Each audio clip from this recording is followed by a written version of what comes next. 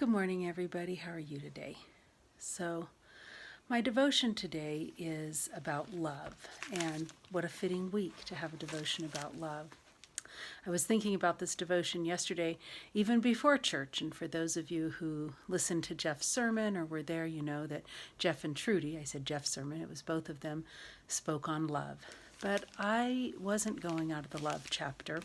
I'm going out of 1 Peter 4. So I'm going to read verses, the print's so small.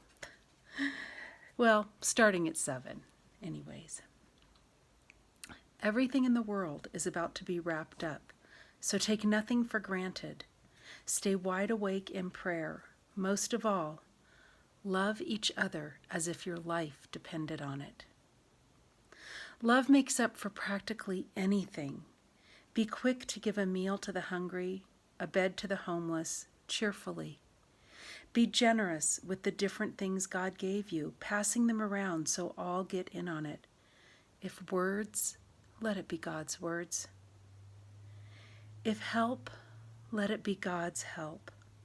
That way, God's bright presence will be evident in everything through Jesus, and He'll get the credit as the one mighty in everything, encores to the end of time. Oh, yes.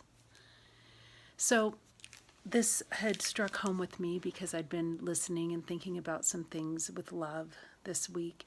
And love is an action. Love is a verb. And if you listened yesterday, love does is what was said both by Trudy and by Jeff.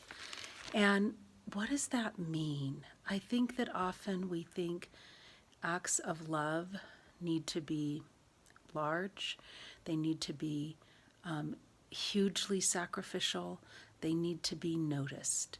And while love is sacrificial, it doesn't need to be noticed in such a big way, I think. I was listening to a speaker and she said, you know, if I asked anyone in this audience to get me a glass of water, 500 people would run and get me a glass of water and bring it to me and be so, empowered by how they'd served me. But if your husband said, hey, honey, would you get me a glass of water? How likely are you to say, I'm not your slave, get your own water? See, love is in those small things we do for each other, for the people that are in our lives every day, even when those people are being annoying.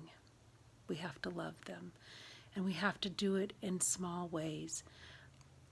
God has laid on my heart an act of love to do this week that's going to require a little bit of energy and effort, and I'm excited about it. I'm looking forward to it, and I'm excited to see, well, I won't see the result of it, but I'm praying and hoping that the result of it blesses people.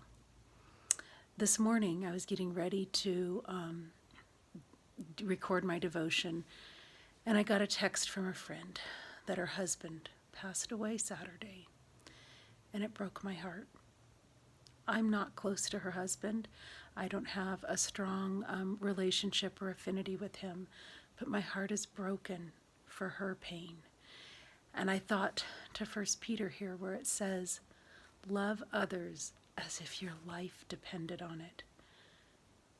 It means cry with those who cry, rejoice with those who rejoice, be there for people, and empathize with them. Sometimes it's just sitting there with them. But go out this week before Valentine's Day, this week of love, and love someone. I love you guys.